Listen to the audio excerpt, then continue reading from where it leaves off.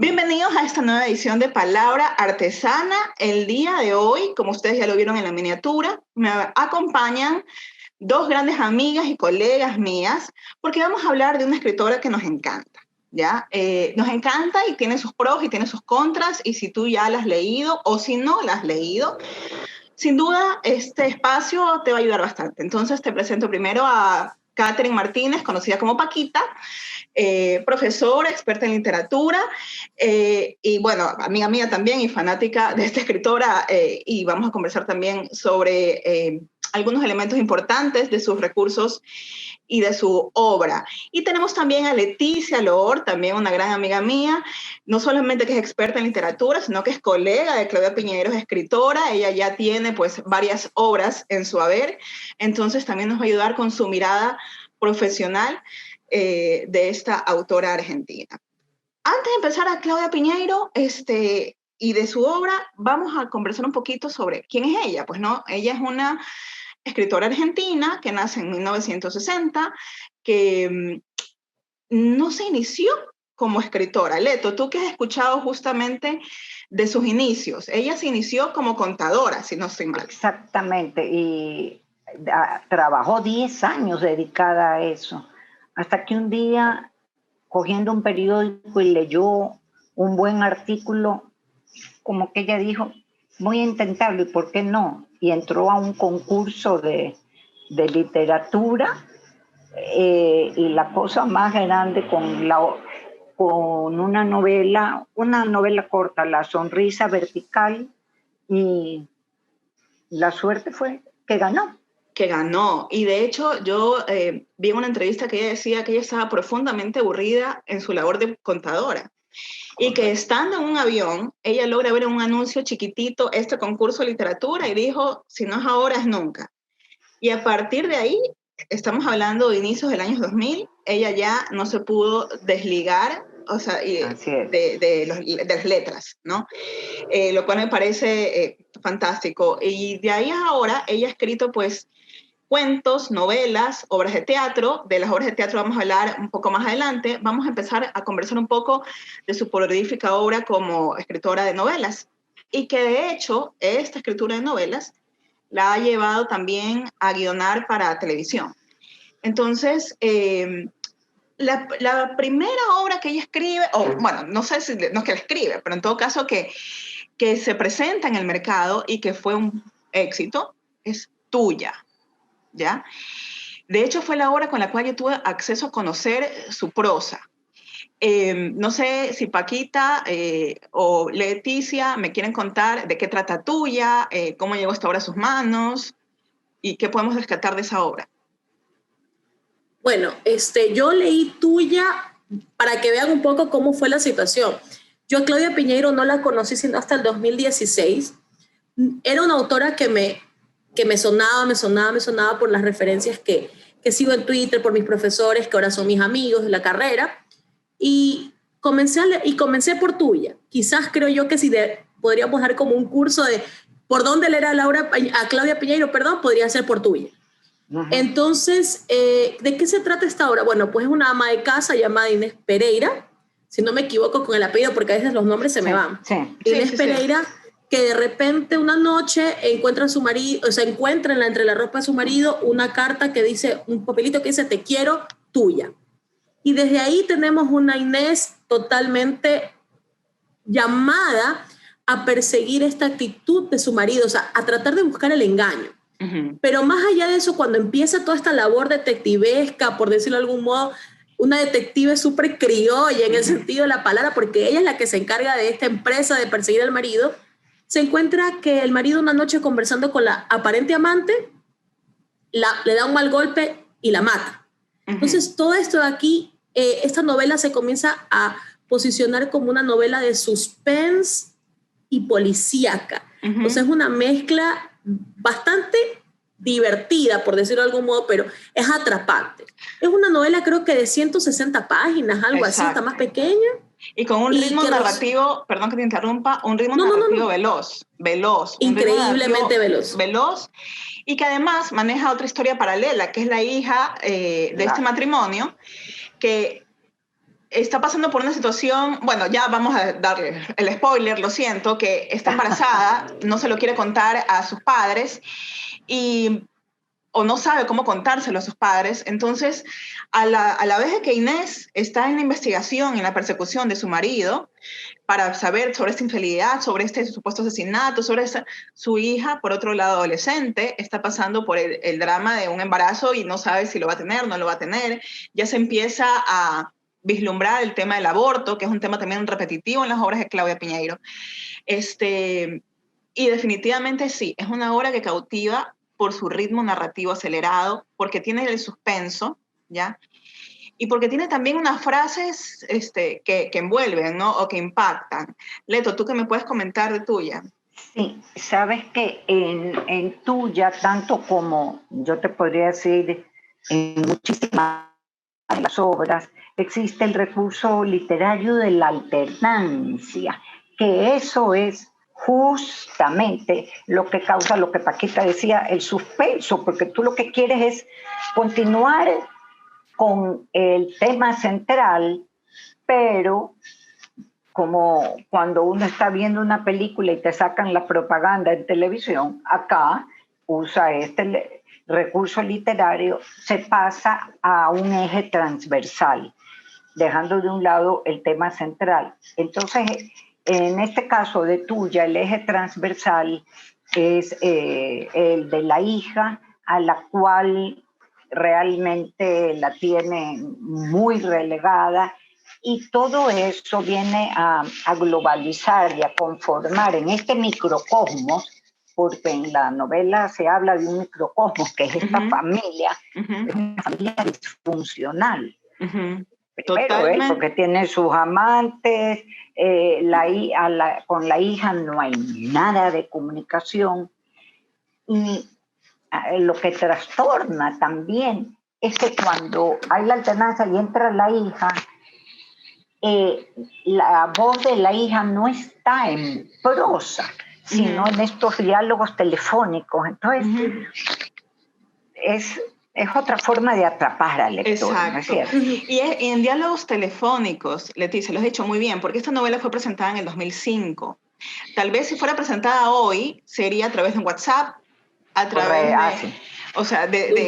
de un chat, o intervendrían más las redes sociales y las fotos que le publicaron a la hija que ella no permitió. Pero, y es bueno que eso, o sea, que nos ubiquemos también en el tiempo, ¿no? En que fue publicada justamente esta historia en la cual las redes sociales todavía no tenían un protagonismo, ni el WhatsApp, ni ningún otro tipo de estos elementos que hay. Y el manejo justamente de estos dos planos narrativos, el plano narrativo de Inés con su esposo, y que luego pasas al capítulo siguiente y ¡pum! Resulta que te viene una conversación telefónica de la nada, hace también que uno como lector ¿what? Y esta historia es paralela, ¿qué pasó? Entonces, sí, definitivamente es una buena historia que siempre te va a fomentar la intriga, el suspenso, qué pasó. Se pone, yo creo que si bien hay algo que logra Piñeiro en sus obras, es que ella logra ese espacio psicológico, emocional de sus personajes, los logra configurar muy bien. O sea, si es una esposa celosa o preocupada por su matrimonio, pues ahí nos vamos a concentrar. Y que es en el caso de esta protagonista. Y a su vez, hay un tema que aparece aquí, y lo menciono porque a medida que vamos a ir mencionando otras obras, vamos a ir discutiendo si se repite o no también. Es el rol de la maternidad, ¿no? Ajá. Tal vez nosotras, si estamos leyendo el libro, estamos diciendo, wow, ella está preocupada mucho obviamente por Ernesto, por su esposo, si es que le fue infiel, cómo va a tapar el asesinato, qué pasó, no pasó, y la maternidad, ¿dónde queda? Pero ojo, es que no todas las mujeres nacen para ser madres, ¿ya? Entonces, ella no te lo pone así como tal, uno como lector lo infiere, ¿ya? Y es válido, es totalmente válido, pero eso es un poco el rol también que ella presenta en varias de sus novelas. No sé si ustedes están de acuerdo, no estamos de acuerdo. Totalmente, yo creo que... Perdón, Paquita. No, perdóname, Leticia. O no sé, ¿quién habla primero? Solo voy a decir una palabra al decir maternidad. es que definitivamente no está solamente en que la chica sale embarazada, etcétera, etcétera, sino que Inés quería conservar este matrimonio por las apariencias y porque su madre sufrió mucho porque su padre la había abandonado. Entonces ella no le importaba vivir de las apariencias, pero tenía que conservar ese matrimonio. Por así, Paquita, sorry. No, tranquila, Leticia. En realidad, como decía Leticia, o sea, yo realmente veo como en esta primera experiencia lectora, no sé si como una incomodidad de ser madre o más como una especie de madre que más que importarle su hija, es como me voy a preocupar por lo que representa la familia. O sea, si Lali está haciendo con su vida por fuera, que haga lo que quiera. Porque realmente cuando más adelante esto aquí se comienza a poner un poquito más color de hormiga, ya esto empieza a avanzar, vemos que Lali ya llega al punto clímax de no saber qué hacer con lo que ya avanzó, o sea, porque su embarazo avanza de manera abrupta, como cualquier embarazo, y no sabe qué hacer. Entonces, Inés, nada le puede importar menos, o sea, lo que quiere es simplemente seguir en este núcleo familiar como una madre protectora, o sea, como una madre, no diría Castro, sino como una madre que se preocupa por las dos piezas fundamentales, que son el marido y la mujer. Ya lo que Lali tenga que decirle, le dirán en el siguiente paso, qué sé yo, pero no es una relación cálida, afectiva, como, y esto va a pasar recurrentemente en sus obras, que te acuerdas que yo te lo mencioné en una conversación. Ya llega un punto en que yo decía, ok, hay que explorar otras maternidades, y ese es el principal punto que yo veo, que ella coloca madres, en Tuya, se enfoca en esta madre protectora, esta madre protectora de un núcleo que ya no existe porque las apariencias son más importantes. Sí, es una madre protectora del núcleo, como bien lo dices, más no de la hija. Más no de la hija. Claro, correcto. sí, más no de la hija. Y otra cosa es que a mí me pasó en Tuya, no sé, tal vez es por el ritmo narrativo acelerado del texto, es que cuando ya termino, yo me quedo como, ¿y terminó? O sea, ¿y qué pasó? O sea, como que me quedé con unas ganas o sea, como que ese final fue demasiado abierto, ¿ya? Y me quedé con unas ganas de que hayan otro tipo de conclusiones por el lado de la hija, por el lado, o sea, me quedé con ganas de otro tipo de conclusiones que... Tuya 2. Sí, Tuya 2, más tuya que nunca. Nunca. Querida Claudia, por favor, Tuya 2. Por favor, sí. Entonces, y fíjate que esa es otra cosa curiosa, que la novela la hacen película. ¿Ya?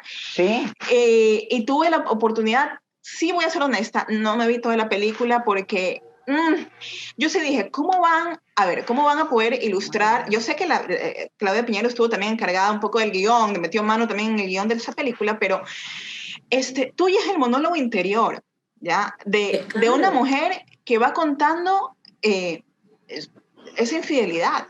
Entonces, y todo por lo que pasa y todo lo demás. Entonces, ese monólogo interior es muy complicado que lo puedas... En una película. Claro, que lo puedas poner en pantalla grande. Entonces, tal vez alguien que no se ha leído el libro ve la película y dice, ya, y esto es una infidelidad más, o sea, y esto es, ajá, y... Claro, la película lo desgasta al culebrón. Exacto. O sea, lo mete en esa categoría. Sí. Totalmente. E Inés empieza siendo muy alienada. Sí. Es un personaje muy alienado, que a medida que va descubriendo va enloqueciendo un poquito más, pero siempre dentro de la cordura. O sea, su afán de buscar la quinta pata al gato es dentro de la cordura de, es que esto tiene que ser así, porque así lo dictan las normas sociales, y las normas sociales son así.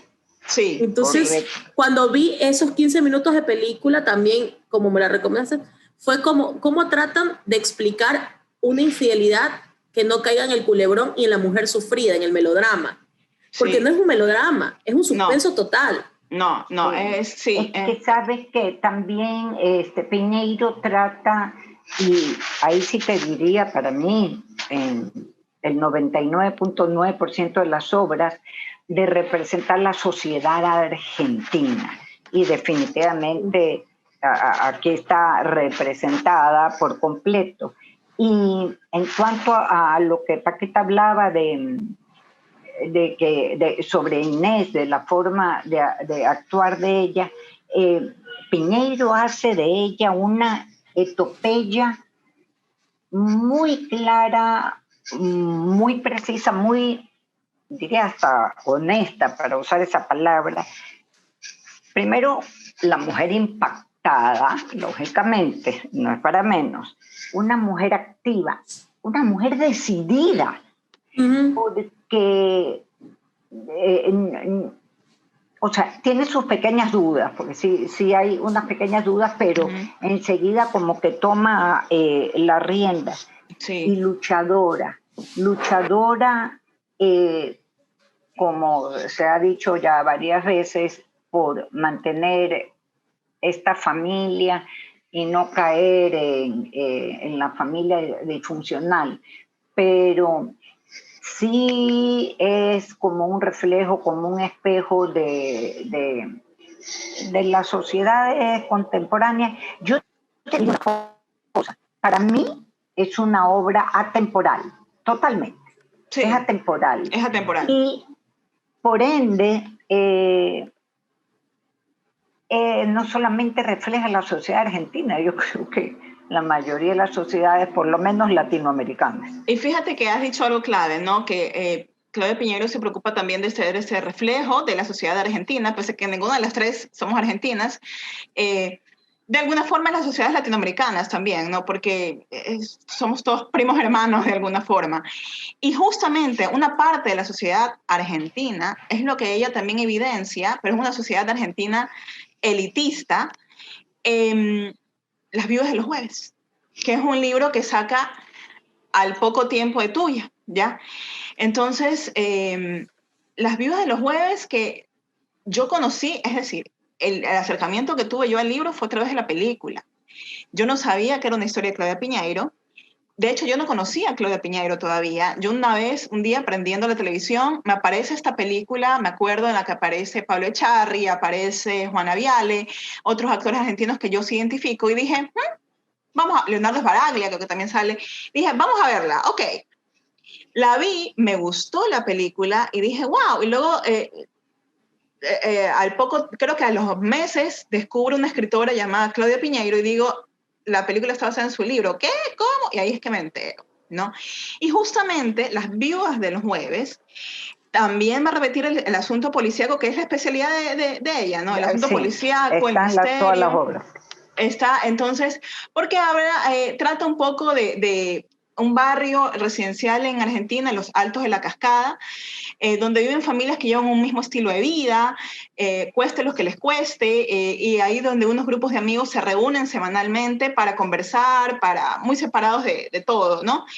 Pero en este country, en esta residencia, aparecen de la nada un día 3 cadáveres. Entonces, a partir de ahí se desarrollan una serie de situaciones donde vamos conociendo varias temáticas en la historia, en 48 capítulos. Y como lo dije, bueno, pues esta historia fue presentada en el 2005, pero en el 2009 fue justamente llevada al cine y guionada también por ella, ¿no? Por Claudia Piñeiro. No sé si ustedes han logrado leer esta obra o escuchado algo de Las viudas de los jueves. Yo empecé, pero no la terminé. Debo decir que, o sea, con la agilidad que empezó Tuya, yo dije, tengo que leérmela. Pero me pareció un poquito menos policíaco que Tuya. Yeah. Y menos policíaco que Betty Boo. O sea, todavía no vamos a hablar de Betty Boo, pero menos policíaco que Betty Boo. Entonces me costó mucho el ritmo, me costó muchísimo el ritmo, sentí que había algo que tú querías entender. Y yo avancé 22 capítulos, o sea, claro. más o menos la mitad. Pero hasta ahora no entendía qué estaba pasando. Entonces, quizás fue como un golpe porque es un libro mucho más amplio que cualquier otro de ella. Y entonces dije, no, lo dejé. O sea, pienso retomarlo porque de alguna otra manera sí necesito ver como el desarrollo de su prosa. Pero en este libro, como tú dices, se abre a muchos más temas. Porque ya pasamos, como decía Leticia, el microcosmo de la familia, pasamos a un macrocosmo que es un country. y ella justamente se centra en los countries para por qué estas familias se tienen que alienar, o sea, por qué estas familias tienen que partir del gran núcleo urbano a las afueras. Entonces, es interesante porque el lugar te representa seguridad. Tú dices, no, es como vivir en una urbanización. No, entonces ella se centra en que cómo estos crímenes pueden ocurrir en un lugar cerrado, en un espacio totalmente cerrado, seguro. Ya te digo, lo empecé, avancé 22 capítulos y todavía no le encontraba el ritmo. O sea, esa es mi lectura personal. ¿Por qué Paquita Martínez no lo dejó leer, lo dejó de leer? Y lo que te digo es que como empieza a ser esto más amplio, las historias se empiezan a bifurcar más y no le encuentras conexión. Entonces, por ejemplo, estaba leyendo, ya ni siquiera me acuerdo de la ama de casa que adopta, pero aún así no le gusta la adopción por el color de piel de la niña. Entonces, la niña se llama Ramona, ahora le dice Romina porque le da más estilo. Entonces, empieza una crítica un poco más desmenuzada a esta clase social preponderante. Ya te digo, me falta leerla, la voy a terminar, lo prometo. No, pero fíjate que justamente es lo que decíamos hace un rato, ¿no? Que ella, Piñeiro, obviamente evoca un poco a estas familias elitistas que residen en algún círculo cerrado en una zona de Buenos Aires, y ese círculo cerrado y elitista lo tenemos en todas partes, en nuestro país también, o sea, donde pensamos que dentro de esa zona residencial no se mete nadie, aquí somos exclusivos y aquí no pasa nada, y mentira, pasa todo, ¿no? Entonces, es un poco eso, o sea, aquí no pasa nada porque a nosotros no nos toca, mentira, o sea, las miserias humanas están en todos, y eso un poco también es un claro ejemplo que vemos en Las vidas de los jueves, que cabe mencionar, también es uno de los libros más vendidos de ella, ¿no? Y esa es una de la carta de presentación prácticamente de ella, o sea, uno ve, te dicen Claudia Piñeiro y enseguida te trasladas a Tuya o a Las Vivas de los Jueves, es lo primero que se te pueda tal vez venir a la cabeza. Pero obviamente ella no se quedó solo ahí. Luego escribe una obra que tiene para mí un saborcito especial, yo en algún momento se lo comenté a Paquita por qué, y es Betty Boo. Tiene un saborcito especial para mí. ¿Por qué? Ya se los cuento porque no es uno de mis favoritos, pero sí es uno de mis engreídos. ¿De qué va Betty Boo? Paquita, si nos puedes hacer un resumen así, cuéntame. Yo no me he leído Betty Boo, vamos a hacer de cuenta como él. Vamos a hacer que nunca pasó. Bueno, es que no sé si empezar por la parte de la redacción periodística o quieres que hable como de Nuri. Chazarreta. ¿Qué pasó? Chazarreta, adiós. O sea, de repente la empleada entra al country y encuentra al patrón con la botella ahí al lado y Huacatún lo habían degollado.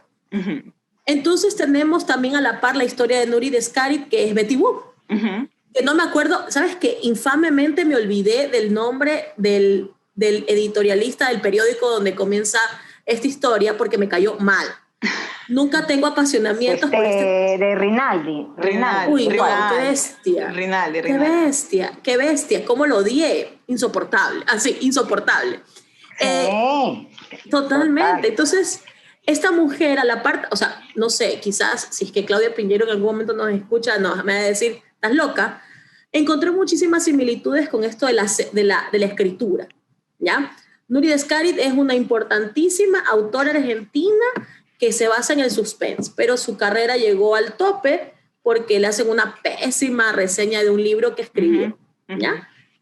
Entonces tenemos la historia de Chazarreta, a la par también la de Jaime Brena, que me parece un personaje exquisito. Sí, Jaime Brena. Qué bestia, qué excelente personaje. Claudia Piñeiro, 10 de 10. Sí. Qué personaje más hermoso. Y esta redacción se comienza a volver loca a través de este crimen que no entienden cómo pasó, ¿ya? Entonces tenemos también al personaje del pibe, que es el nuevo periodista de criminalística, que es el típico periodista googlero, tuitero, que nunca busca el dato. Y Jaime Brena es un obsesionado de los datos. Tienes que ir, presentarte, anda, investiga, hazte pana de los de la fiscalía, pero aquí es un cómodo. Entonces, Chazarreta y otros compañeros, no les voy a spoiler la novela. Pues, no, pero básicamente, a ver, la historia así es que el crimen de Chazarreta, que Nurit de alguna manera empieza ya en su investigación periodística. Por ahí, la historia empieza con el crimen de Chazarreta, que a su vez era un hombre que vivía en un country, en una zona residencial. Vemos otra vez este asunto de la zona residencial. Es asesinado misteriosamente y entra ahí como periodista Nuri Dizkar a hacer la investigación. Nuri Dizkar, que la bautiza un colega de él como Betty Boop, ¿ya? De ahí el título de la obra, ¿no? Claro, Leto, pero por su físico. Por su físico, exactamente. Uy, no, qué infame, lo odio. Sí, ¿qué nos puedes contar tú? ¿Qué impresiones tienes tú de Betty Boop, Leticia? A ver, a mí también me encantó, definitivamente es una novela policial, detectivesca, pues a ella le dan, porque ella no era así una periodista. Escritora. A ella le pide, exactamente, como escritora le pide Rinaldi que investigue y que le mande reportes para que acorde a los reportes que ella mande, de ahí el periódico los publique.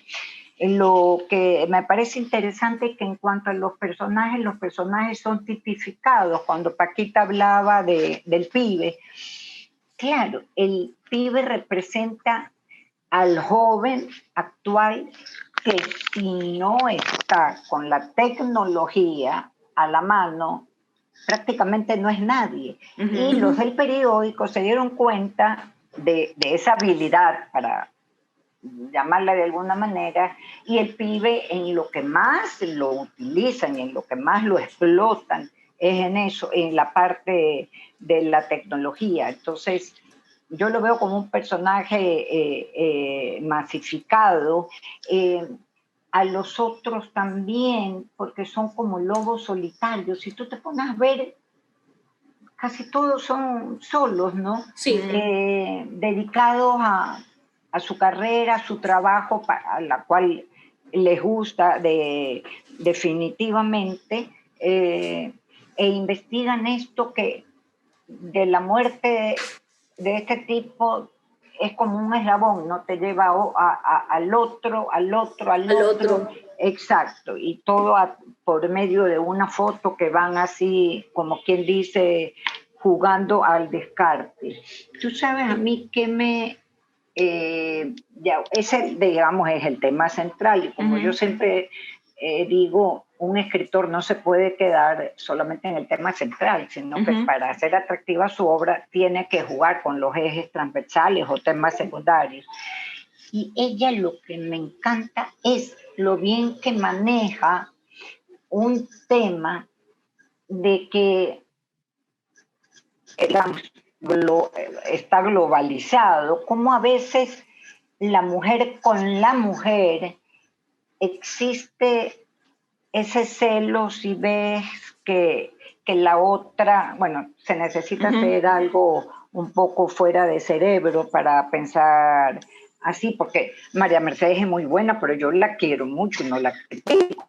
Entonces, pero en este caso de mujer versus mujer,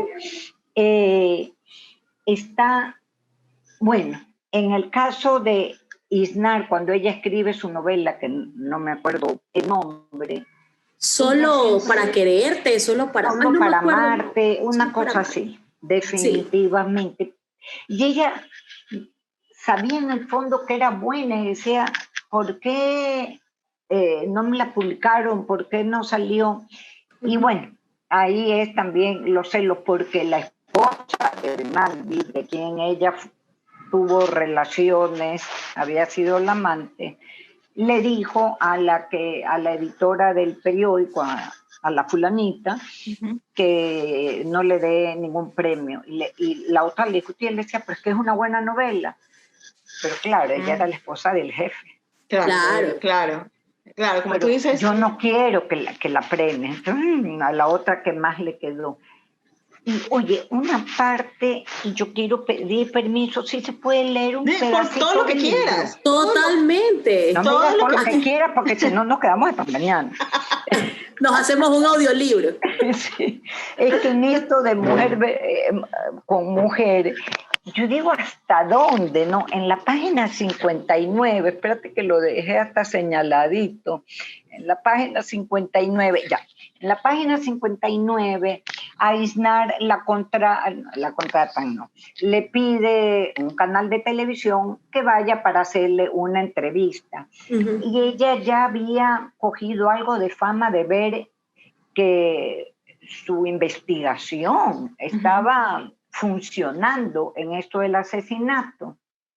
Pero miren ustedes, la conductora o productora de la chica que manejaba el programa, que ni siquiera tenía la misma profesión que ella, pero le da como cierta cosa, y entonces le dice hipócritamente, dice, la saludó con la misma sonrisa con la que despidió a Rinaldi. ¡Qué linda estás! ¿Bajaste de peso, no? No sé, dijo Nurit, a lo mejor. Estás linda. Parecía que todo estaba por empezar, pero la conductora le hizo una seña al cameraman y se quedó mirando a Nurit como si pasara algo. Los labios, ¿sabes? Te los has pintado demasiado, están muy brillosos y después tanto brillo no va bien en la pantalla. Entonces, y le dice, ¿me permites que te saque un poquito? Sí, claro, si a vos te parece. Lógicamente, la otra de televisión no sabía nada. Entonces, ahora sí, dijo la conductora. Luego, la mujer, o sea, la conductora, se acomodó el saco del traje, se aireó un poco el pelo con los dedos, miró su imagen en un monitor para controlar que todo estuviera bien y agregó, ¿me alcanzan por favor mi rouge y mi espejo? Eso lo hizo la asistente de inmediato al alcanzarle lo que su jefa le pedía. Entonces ella retocó sus labios hasta quedar tan pintada como lo estaba Nurit antes de que ella le hiciera apretar el papel tisú. Entonces son detallitos, detallitos, y valga la oportunidad, porque yo creo que si nos van a oír personas que les gusta leer, es importante lo que voy a señalar. Yo estaba en un club de pintura de lectura, y cuando leía esta parte y aclaraba esto de mujer versus mujer, me decían, ay, me dice la señora, yo no me había dado cuenta de eso.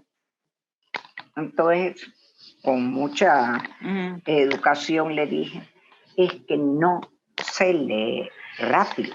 Exacto. Hay que leer lento para saber cuál es la intención del autor y qué es lo que nos quiere decir el autor. Exactamente. Por eso cuando me dicen, ay, ese libro fue maravilloso, me lo leí un fin de semana, no me has dicho nada maravilloso, claro. Leíste mal. Claro, o sea, de hecho, o sea, sí te puedes leer algún fin de semana, pero yo siempre digo y esto un poco hace un paréntesis a lo de Claudia Piñeiro, es ¿qué tanto interiorizaste el libro? En mi caso, yo me leo a veces un fin de semana un libro, pero ese libro lo he subrayado, encerrado. Hay gente que dice, no, subrayar un libro es un pecado. Para mí, un libro subrayado, un libro que no está subrayado es un libro que no se ha leído. No sé, para mí... Pero yo puedo estar loco, o sea, esto es libre criterio, ¿no? Y yo lo interiorizo más si yo subrayo, hago anotaciones y no sé qué, entonces... Total. Sí, tú puedes leerte algo un fin de semana, hacer una lectura rápida, o como estos famosos cursos de lectura rápida, pero ¿qué tanto lo interiorizas? ¿No? A veces tú te lo lees rápido porque, por ejemplo, tuya, como hablábamos hace un rato, es un libro que te lo consumes en un fin de semana. Pero, claro, porque no es extenso tampoco. exacto, claro. ella y no tiene un enigma intrincado que tienes que resolver y no sé qué, y un lenguaje elevado. En todo caso, pero dentro de que te lo consumes en un fin de semana, has hecho una interiorización, sobre todo si eres un lector agudo, ¿no? Una interiorización de subrayar personajes, espacios, frases. Y lo que siempre destaco también de Piñeiro, ella tiene una prosa muy buena, muy buena. O sea, aquí yo en Betty Boo, ¿qué fue lo que me enganchó? Como ustedes saben, bueno, no sé si quienes escuchan aquí en el canal lo saben, yo no solamente he sido docente en literatura, sino que de mi profesión, yo soy licenciada en comunicación social y ejercí durante muchos años el periodismo en medios impresos. Entonces, cuando yo veía yo leía los diálogos de Nurit con los periodistas y los diálogos que habían en la redacción, eran muy propios. O sea, yo decía, wow, es que es así, esos diálogos son muy cotidianos. O sea, esa cotidianidad me la retrató tal cual. Y por ahí, eso me enganchaba a mí más que en sí el asunto policíaco, ¿no? Por supuesto, el misterio siempre estaba ahí, pero me encantaba la parte en que salía justamente la redacción periodística y que hablaban y que el periódico y la rotativa y no sé qué. Y justamente hay una parte también en que uno de los personajes le recomienda al otro, le dice, para ser un buen periodista tienes que leer ficción, ¿ya? Y es mucha verdad. Para ser un periodista, y eso nos lo decían en la universidad nosotros también, y yo lo aprendí también, o sea, si tú quieres transmitir algo, porque el periodista comunica, no hay mejor cosa que leer, y leer justamente, leer de todo, ¿no? Pero la literatura, que es ficción, es indispensable para todo periodista, o sea, y esto justamente aparece aquí en el libro. Entonces yo lo iba leyendo y yo decía, sí, es verdad, es real. O sea, por ese lado, me pareció muy verosímil. Ya te digo, la cotidianidad periodística que se narra dentro de la historia, además del conflicto policíaco, que también, debo decir, esta historia fue llevada al cine. Yo no sé si ustedes tuvieron la oportunidad de verla. Yo sí. Asimismo, un día cambiando de canal en mi casa, me aparece ¡pum! En un canal de cable Betty Boo. Y yo dije, no, ahí sí yo ya me había leído el libro. Y yo dije, no ha de ser Betty Boo, no ha de ser Betty Boo. Empecé a ver, claro, el elenco argentino y entonces la protagonista Nurit y dije, ¡ah! Aquí me quedo. Y me la vi toda y me gustó bastante. La verdad, debo decir que sí, es una versión que se apega mucho al libro. Tiene ciertas cosas que no como toda historia que es adaptada al cine, pero digamos que sí me pareció mucho mejor lograda que tuya, ya, esta historia de Betty Boo en pantalla grande. Total. Y no, es una historia policíaca altamente recomendable. Y unas cosas que también yo rescato en Piñeiro es que ella escribe para un público adulto, ¿ya? Pero yo creo que un público adolescente también lo pudiera leer y se pudiera atrapar. O sea, porque, y sobre todo para aquellos que tengan temor o sean ultraconservadores o qué sé yo, no es una literatura no, porque es una realidad, es una cotidianidad, de situaciones cotidianas son las historias que presenta Piñeiro. Y creo que en Betty Boo sí presenta un poco más de temas distintos al de otras de sus obras o no, al rol de la mujer como tal. ¿Ustedes qué opinan? El rol de la mujer representado en Nurit en Betty Boo, a diferencia, sí, ¿verdad? Hay como, es una diferencia. Esta obra es distinta. Hay una diferencia, o sea, hay una diferencia porque me voy a agarrar de los recursos literarios como Leticia había dicho en tuya.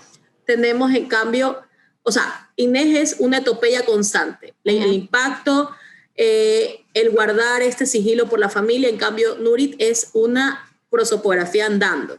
O sea, tú necesitas conocer físicamente a Nurit para poder asociarlo con Betty Boo.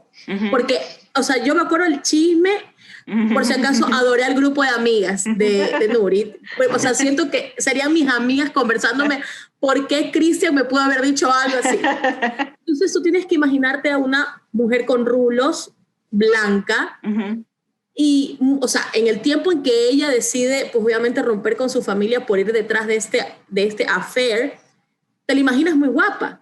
pero ella constantemente vive atacándose por la edad. Sí. ¿Qué tan vieja es? Entonces yo ya no soy tan sexy, ya no soy tan guapa para que Rinaldi otra vez se fije en mí. Entonces tenemos a esta Nurit que batalla con los años, con la, o sea, por decirlo así, con esta idea yerma de su literatura, porque para ella su carrera muere ahí. O sea, es una mujer que está atravesando una crisis de la edad y a la par una crisis creativa terrible. Precisamente por lo que también Leticia decía, mujer contra mujer, que la mujer de Rinaldi le pide que haga una reseña asquerosa de su libro y le arruina la carrera. Y también esto de la madre. Otra vez tenemos una madre que a los hijos casi que divorcio, se fueron a la universidad y sepa dónde está. Si caen un fin de semana, si no caen un fin de semana, ni siquiera los conoce. Tenemos una madre desconectada porque ella se echa la culpa de este aparente divorcio que también conllevaba una familia disfuncional, pero es una mujer que está todo el tiempo en crisis. Sí. Y este crimen le devuelve un poco, le quita un poco esta idea de estar en crisis todo el tiempo. Sí. Eso es lo que veo. Nurit veo crisis todo el tiempo. Porque tiene ya algo en la cabeza de que tiene que investigar y cada vez se mete más. Y hablando de lo que tú decías, Paquita, de los recursos literarios, uno aquí en Betty Book me fascinó, hablando de este estilo y esta forma de narrar de Claudia Piñeiro, es cómo juega con el lector, ¿no? Utiliza esa dimensión dinámica, la cual es muy apropiada para la cinematografía, por eso que también le facilitó para que sea llevada a la pantalla grande. Y también son 3 líneas que me voy a permitir leer. En un mismo párrafo, habla de diferentes personajes, los 3 están haciendo acciones diferentes, pero en el mismo tiempo que son momentos muy relevantes de la historia. Y esto también lo tengo bien señaladito para no demorarme. Dale, búscalo. A ver, mira, cuando el remis, por si acaso es el taxi, cuando el remis que llevaba a Nuri Discar pasa por el peaje, el pibe se sube a un taxi y Jaime Brena sale de su casa con la decisión tomada de ir caminando hasta el diario. Son 20 cuadras y su estado físico no es el mejor, pero hoy quiere caminar. Cogí un ejemplo corto para no abusar del tiempo, pero habla de los 3 en un mismo tiempo, Entonces,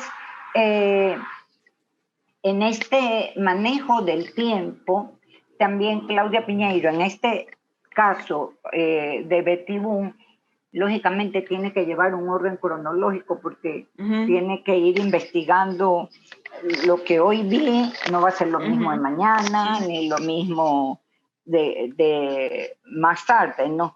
Pero nos muestra todo como en un tiempo real yo no sé, mientras lo leía yo sentía que en ese momento estaba yo viendo la película. Una película. ¿No? Una pregunta, ¿podemos hablar del final?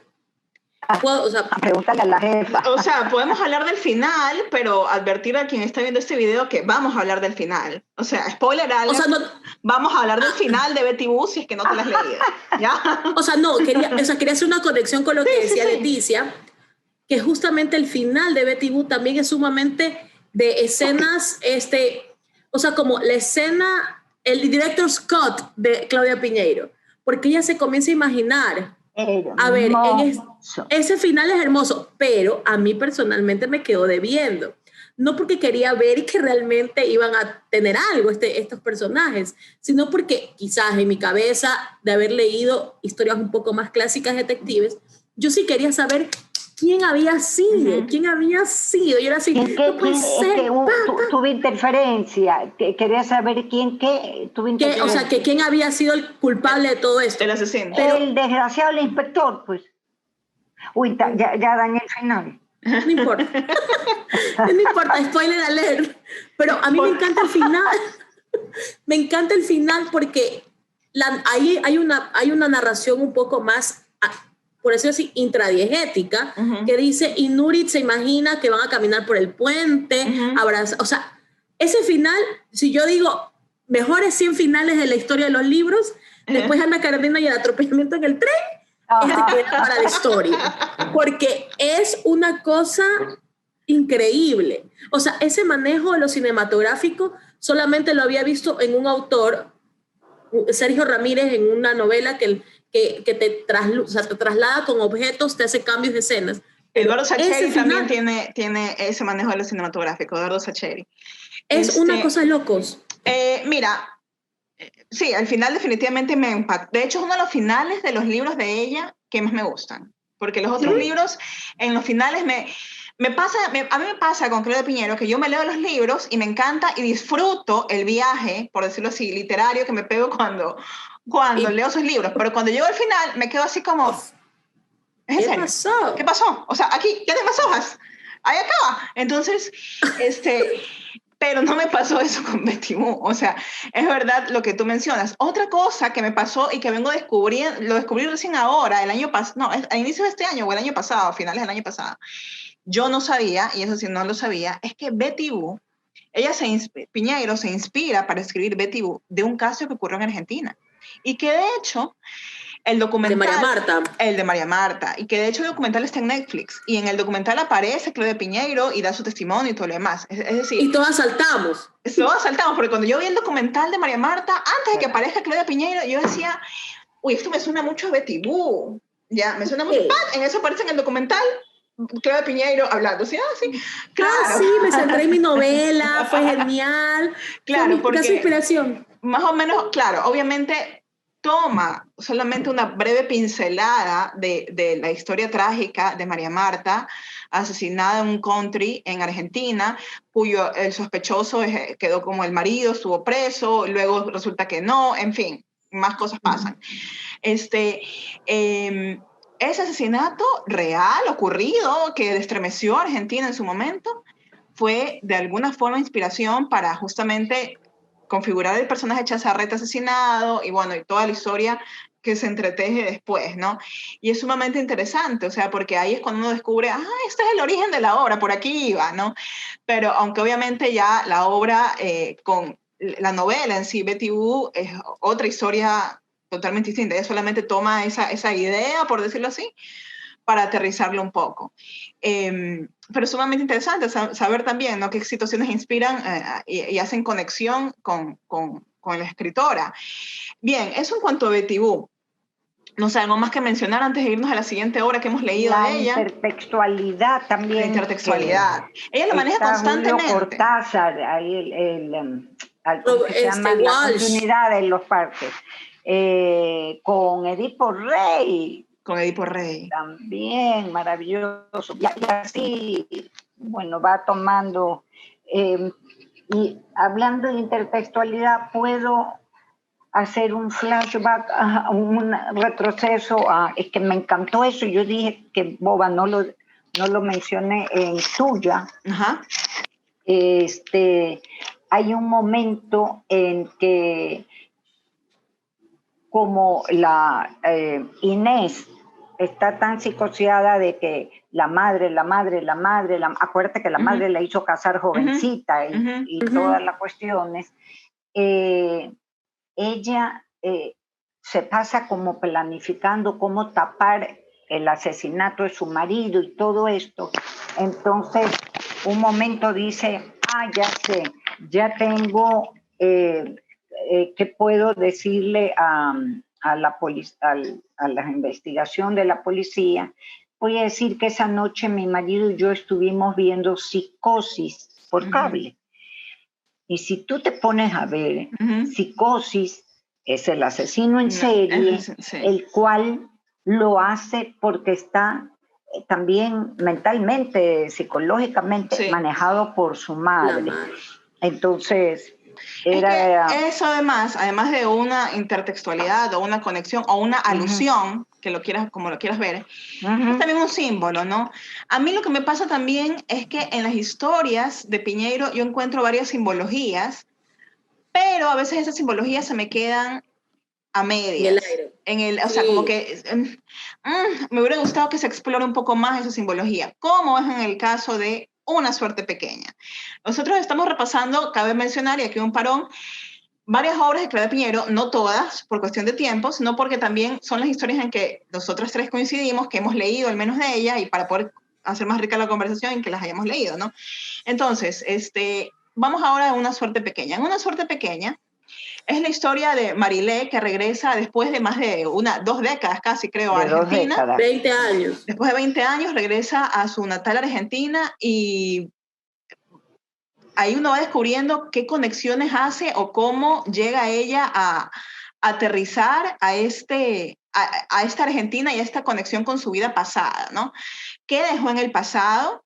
¿Qué situaciones que dejó en el pasado La hicieron huir.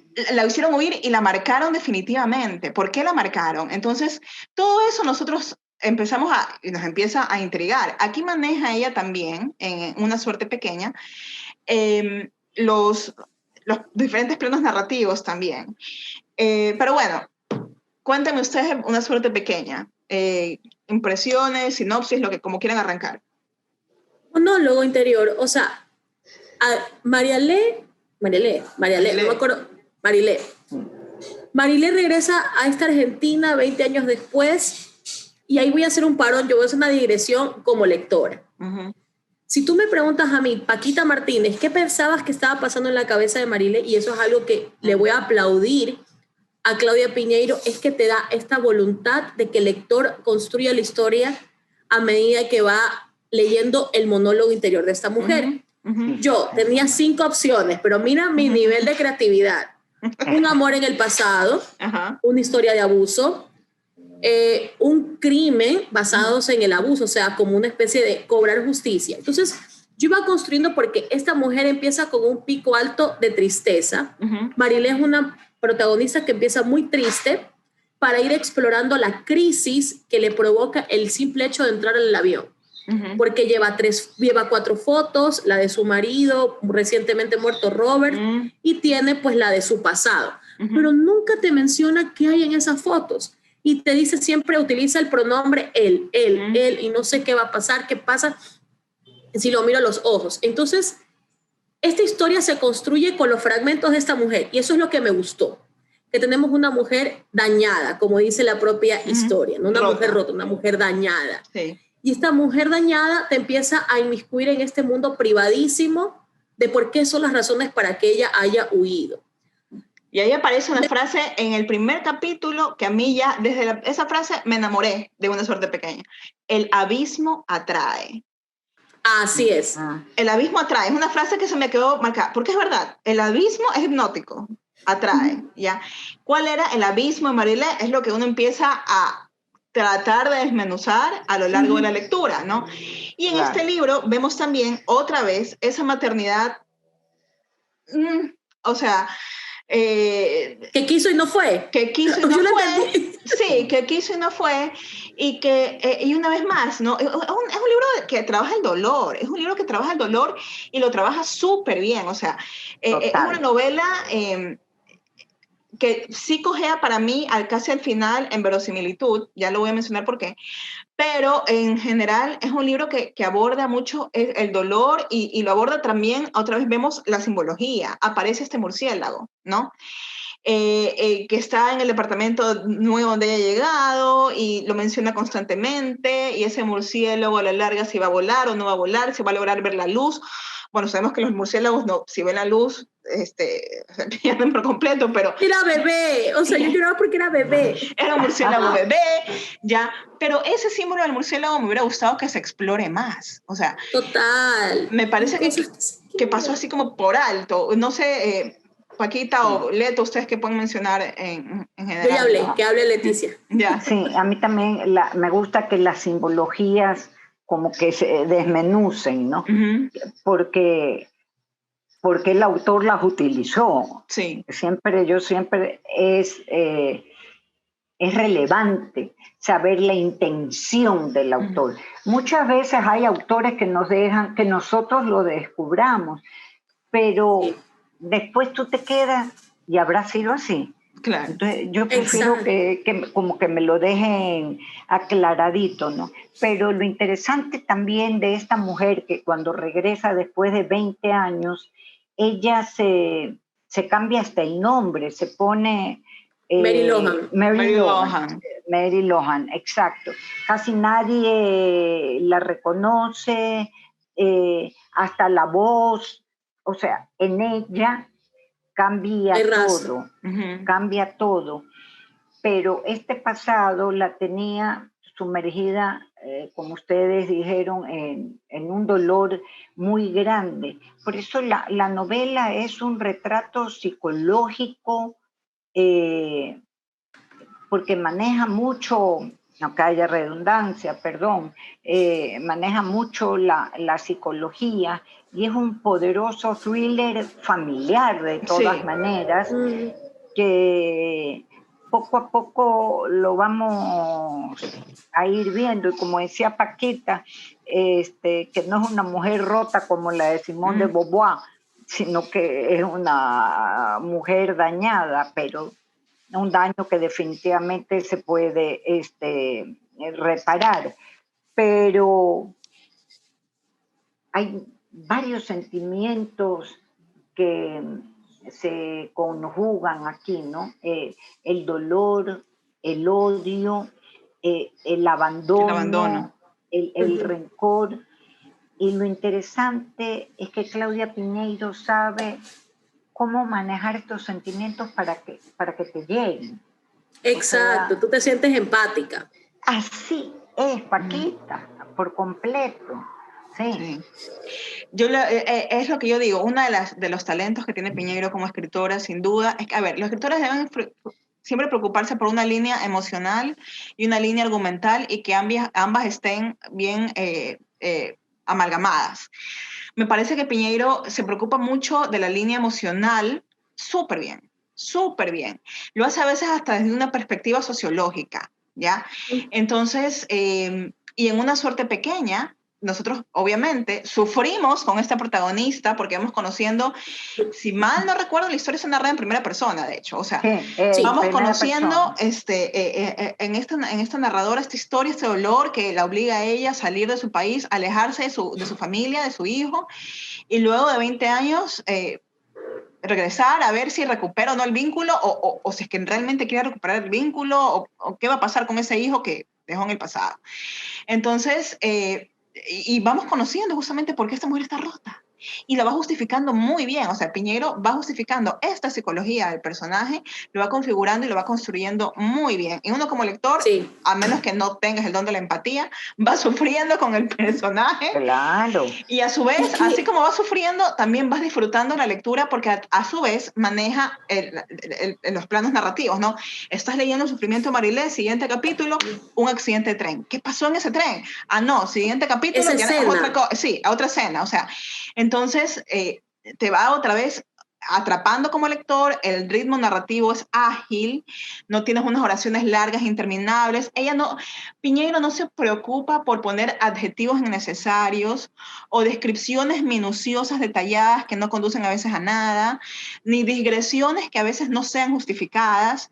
Yo creo que eso es uno de los valores que ella tiene como escritora, o sea, y que hace que obviamente sus obras sean vendidas y muy atractivas para los lectores. En una suerte pequeña, a mí me gustó muchísimo el manejo del dolor de esta mujer. Fíjate, yo no soy ni madre, ni he pasado ni ahí de cerca por lo que esta mujer ha pasado. Pero es que ella nació rota. Pero me encantó, la sentí tanto, o sea, sentí el personaje, la sentí mucho, ¿ya? El personaje de Marilé lo sentí muchísimo. Pero al final, cuando finalmente se muere, no, mentira, no se muere. Cuando finalmente... Yo sí dije, ¿qué leí? Cuando ella logra reencontrarse con su hijo, ahí sí me parece que careció de verosimilitud la reacción del hijo, el descubrimiento del hijo hacia ella, El lunar. Lo del lunar, no sé, Paquita, ¿tú qué impresión tienes? O sea, lo que pasa es que, como tú dices, tú sientes a Marielé por algún tipo de cosa. Porque eres hermana, o porque eres madre, o porque eres educadora, porque para esto ella es educadora. Entonces, sí, ahí está también la razón, porque sí me gustó muchísimo. Es educadora, todo este plan de huida, o sea, ni siquiera un plan de huida, es una suerte pequeña, como ella lo dice. Sí. Pero a mí todavía, como tú dices, me queda debiendo esto de en qué momento toda esta epifanía ocurre con, no me acuerdo si el hijo se llama Federico. Sí. Federico se llama, no me acuerdo. Bueno, pero Federico dice en el correo más amplio, después de confirmar que, otra vez el final, voy a confirmar mi llegada a Boston, le mando correo, yo desde que di el lunar supe que eras tú. Y yo, ¿y en qué momento describió el lunar? ¿Me puedes explicar? Sí. ¿En qué momento pasó esto en la historia? Entonces yo obviamente regresé a ver dónde estaba. No había ni siquiera un ápice de ese momento en que el personaje del hijo, que me parece que también es un personaje muy abandonado y muy roto, haya visto este lunar característico de la madre. Es más, ni siquiera sabía que Marielé tenía un lunar. Entonces, hay momentos de la historia que tú dices son excelentes. Por ejemplo, todo el monólogo inicial de Marielé, tú quieres saber qué pasó con esta mujer, cuál es el evento traumático que la lleva a huir. Pero más a medida que vas avanzando la lectura, por ejemplo, el relato del hijo, que también se llama El lunar, yo por ahí hice la conexión, sí, de ley que es porque se llama El lunar el cuento, comienzan a carecer de mayor sentido dentro de la historia, porque personalmente a mí me habría gustado leer solamente el monólogo de Marielé. Algo que sí quería decir es que a mí me encantaría que Claudia Piñeiro desarrolle más personajes masculinos. Sí. Porque en Betty Boo, me voy a permitir hacer este salto, un Jaime Brena es exquisito. Sí. Porque tú entiendes la soledad de este hombre, el divorcio, el dolor, todo esto que lo lleva a este sumidero que es su vida. Pero en el hijo, en este caso, que no me acuerdo, se llama Federico, perdón, quiero que lo desarrolle más, porque ella es muy buena dándole voz a las mujeres. Sí. Ella es excelente dándole voz a las mujeres. Ella, comprende en todas mucho. sus historias, las protagonistas son mujeres. Son las mujeres. Son mujeres. Ella le da la voz.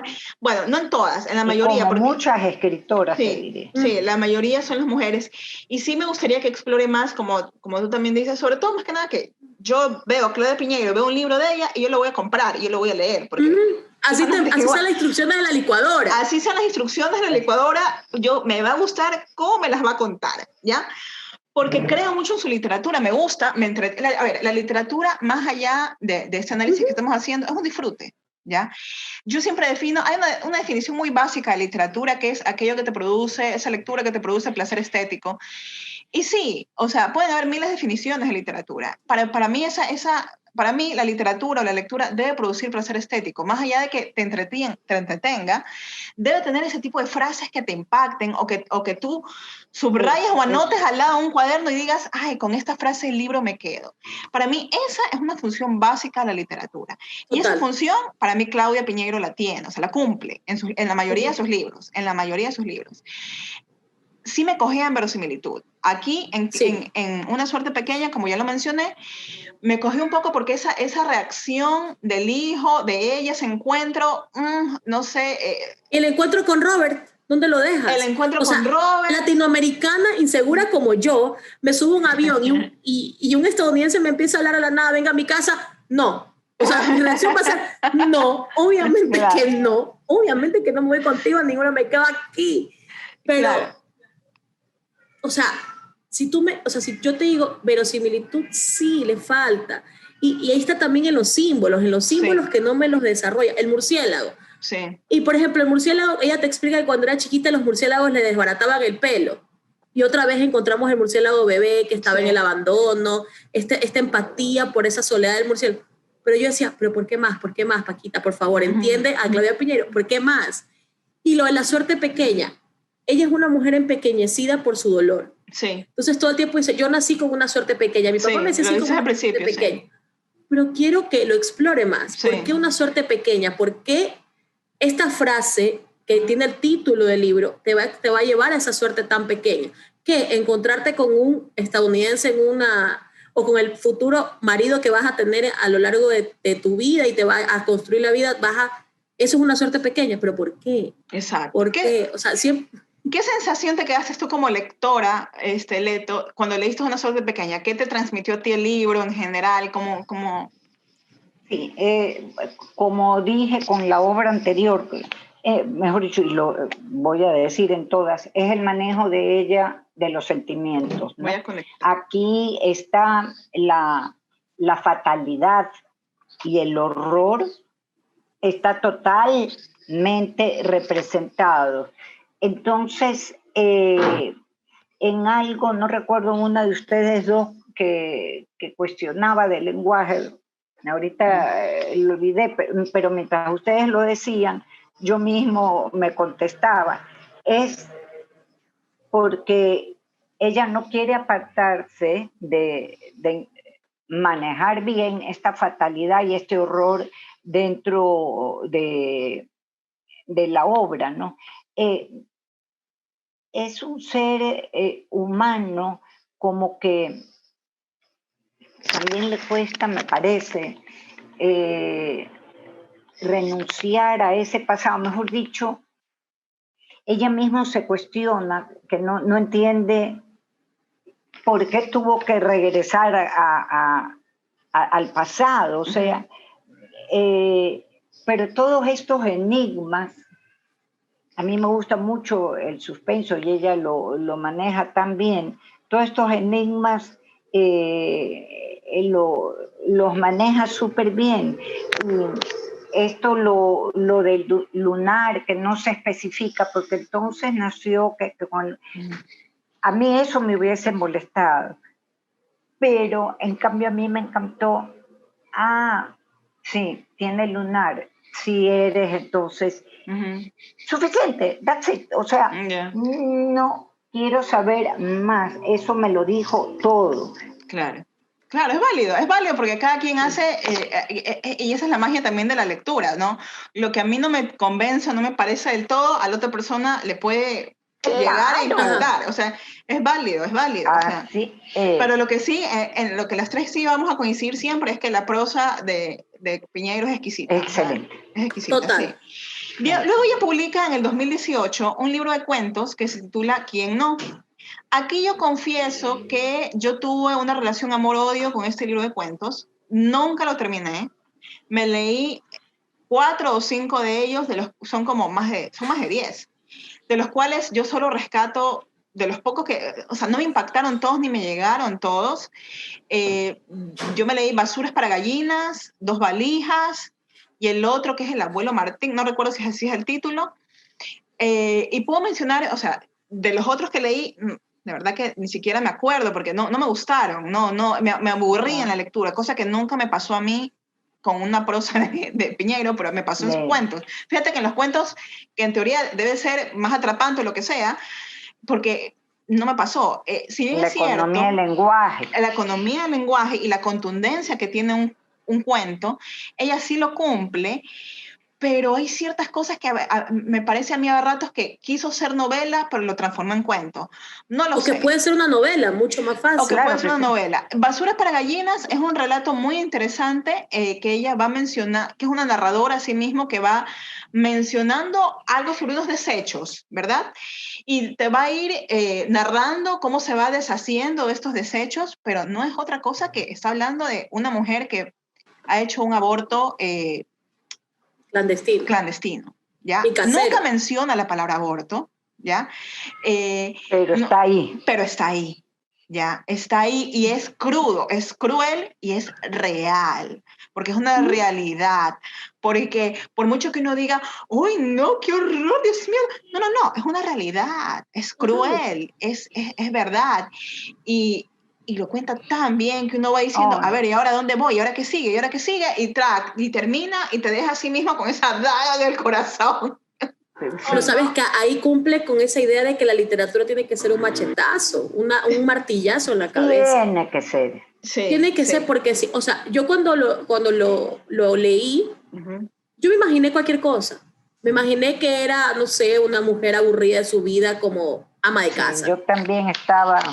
Y decía, qué interesante, una psicología desde la perspectiva de la ama de casa. Pero cuando te dice, y mi abuela también lo tuvo que vivir con mi hermana. Sí. Y yo así, relación de mujeres, hermana, y tuvo que sacarlo. Y yo, ok, aborto. Pero ahí ya comienzas a ver un poco este compromiso de Claudia Piñeiro con la sociedad, con las mujeres argentinas, en su búsqueda del aborto legal, que recién este año, o sea, hace poquito fue aprobado. Sí. Exacto, entonces ahí ves un poco también esa militancia feminista de ellos. O sea, esa militancia está y permanece siempre. Y cada vez con más fuerza. O sea, cada vez exactamente. Siento que Piñeiro se posesiona mucho más, se empodera mucho más en este rol feminista que ella ha venido públicamente manifestando. Trabajando. Perfecto, o sea, cada quien con su postura y lo manifiesta mucho más y se evidencia para mí mucho más en catedrales, que ya vamos a hablar un poco más adelante. Pero ¿sabes una cosa? Dime. Sorry que te interrumpa, pero ¿sabes qué? En los otros libros que analizamos, creo yo que la inserción de personajes femeninos no es tan feminista. No es tan feminista. ¿A qué me refiero con eso? O sea, es como simplemente darle voz a las mujeres dentro de la historia. Es como un personaje crítico en la sociedad argentina, total. Pero aquí, en Basura para Guindas, tú ves, ella cree en eso. O sea, tú ya lo puedes, ya no lo desligas del autor. Yo siempre tengo esta idea de que hay que desligar al autor de su obra, independientemente de que en la vida real sea lo peor. Pero aquí tú ya no encuentras ese límite. Tú ya sabes que hay algo prolíficamente militante en ella. Entonces, aquí ya veo que Claudia se apodera del movimiento feminista y comienza, obviamente, su lucha que persigue con otras autoras que lleva más de 15 años haciendo esto. Entonces, tú dices, aquí está. Me gusta la forma en que lo cuenta. Porque el tema, o sea, ya sabemos a dónde va, pero me gusta la forma en que lo cuenta. Algo tan cotidiano, tan... Te digo, perdón que te interrumpa, pero comparando, no sé si han leído Ángeles Mastretta, yo he leído muchísimo. Arráncame la vida. Me encanta, Arráncame la vida, y los cuentos son de arrancarse la vida, también los cuentos, ¿no? Ella es mexicana. Totalmente, ahí sí, feminista, que hace la diferencia con lo que Paquita menciona aquí. Le está dando la voz a la mujer, pero no es que está planteándola como que el feminismo lo que vale. Pero con Ángeles Mastretta sí sientes que hay un empoderamiento en la mujer. Yo valgo, yo soy algo, ¿no? Y esto de los cuentos, a mí, el de las dos valijas, el de la gallina me gustó. El de las dos valijas es genial porque al final te queda así. El de las dos valijas, al final aplaudía, me pareció genial. ¿Sabes qué? Mira, no puede ser más cotidiano, A ver, antes de que te emociones, antes de que te emociones, recapitulemos. Dos valijas es un relato que también aparece en el libro ¿Quién no? Y que aborda la historia de una mujer, en verdad, que enviuda, y cuando pierde a su marido, se empieza a dar cuenta, por diferentes tipos de situaciones, que su marido le ha sido infiel. Y no precisamente... Una vez, le ha sido infiel por varios años. Entonces ella va a emprender una especie de investigación o a encarar a esta mujer, ya por la cual ha sido infiel. Pero en el final, que no les vamos a adelantar, da un giro totalmente inesperado, ¿no? Y es una situación también real. Ahora sí, Leto, emocionate todo lo que te quieres emocionar. Oye, es que tú sabes que yo solamente he leído los dos cuentos de quien yo he leído los dos. Bueno, mis dos primeros libros fueron cuentos, los dos últimos fueron novelas, pero el cuento es tan difícil manejar. Yo siempre pienso en Isabel Allende, que ella solamente escribió los cuentos de Eva Luna, y en una entrevista le preguntaron, ¿y por qué no ha escrito más cuentos? Y dice, Prefiero la novela. Pero En el cuento imagínate, tengo que Isabel trabajar Allende. mucho. Isabel Sí. Allende que ama la digresión, porque ella Claro. ama la digresión. Sus digresiones son de 15 páginas, ¿ya? Sí, pues. De capítulos. Entonces para ella escribir un Posible. cuento es una tortura. O Sí, sea, pues una tortura. Imagínatela en un microcuento, perdonen la digresión. sí, Sí, sí. así O sea, es es. genial. Yo amo a Isabel Allende y he disfrutado sus libros, pero quien lee una novela de Isabel Allende sabe que se va a topar con muchas digresiones. Y claro, a ella le Sí. costó. Hace poco recién leí los cuentos de Baluna y dije, wow, Isabel, muy bien, porque lo lograste. Bien.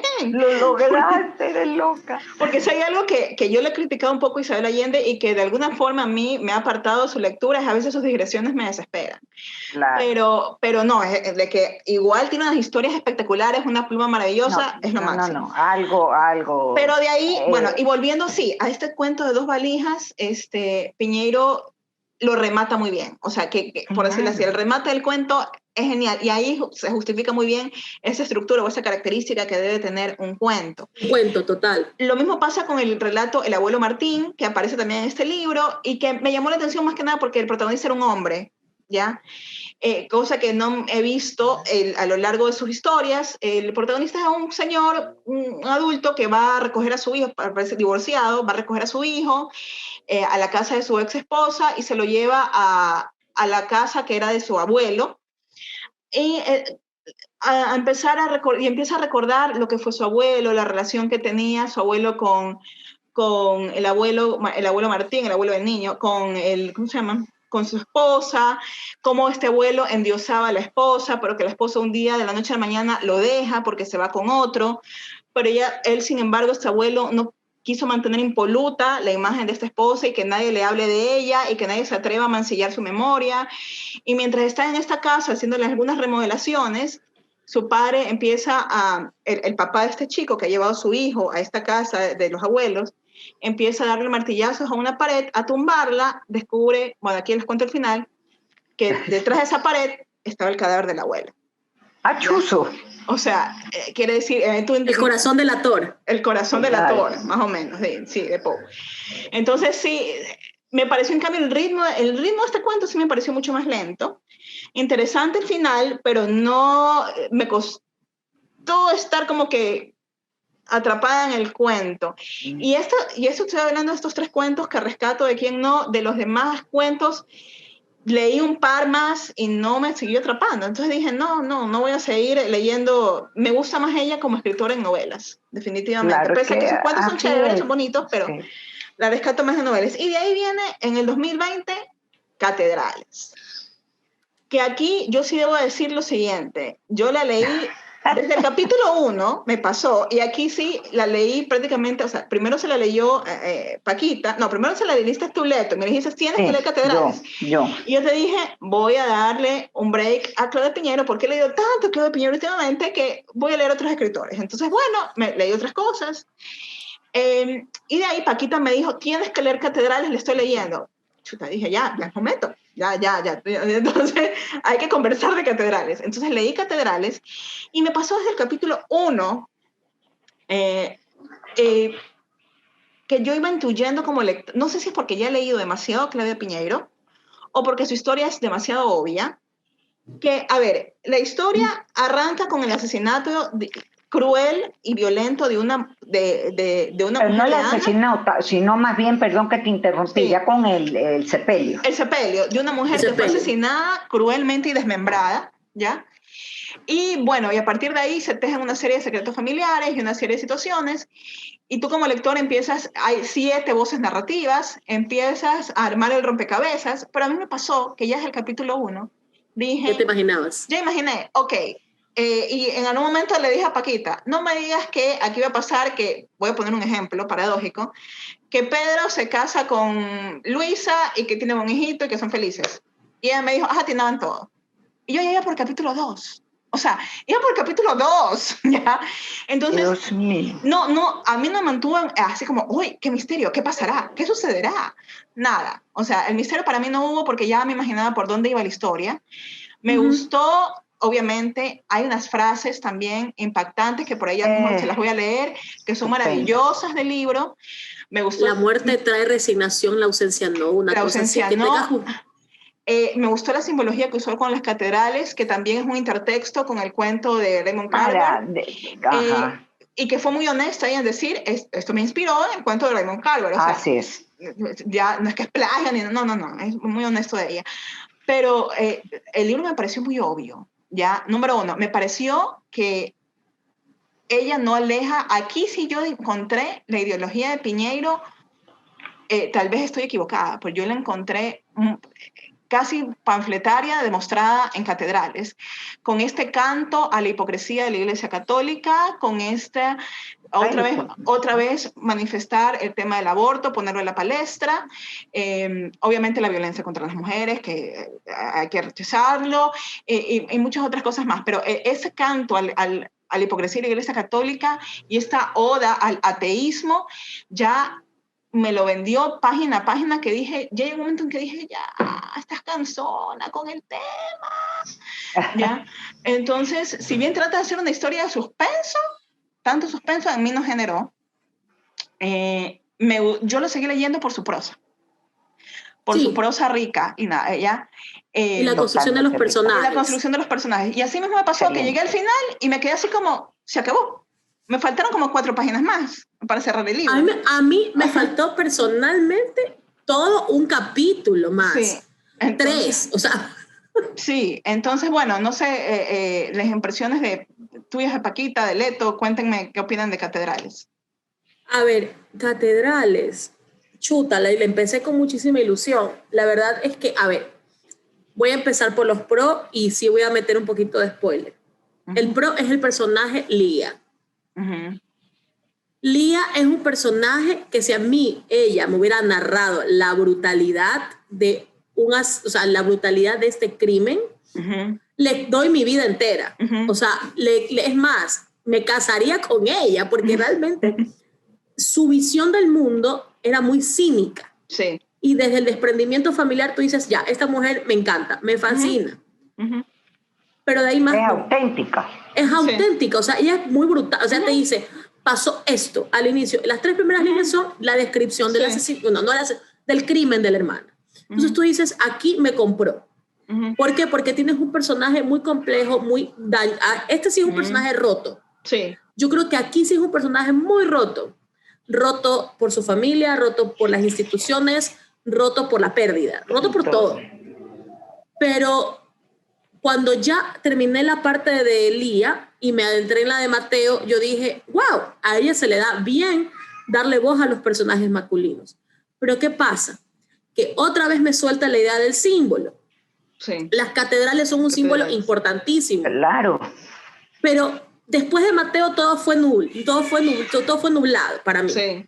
Porque ya lo comencé a leer por la monotonía de la lectura, porque quería saber, en teoría, qué pasaba. No me pasó lo mismo que a ti, que de una descubrí el asesinato, o sea, bueno, no el asesinato, sí, lo que pasó con Ana, pero sí, cuando ya empecé a leer la construcción de su hermana Carmen, yo dije, no, aquí está el meollo del asunto. Claro.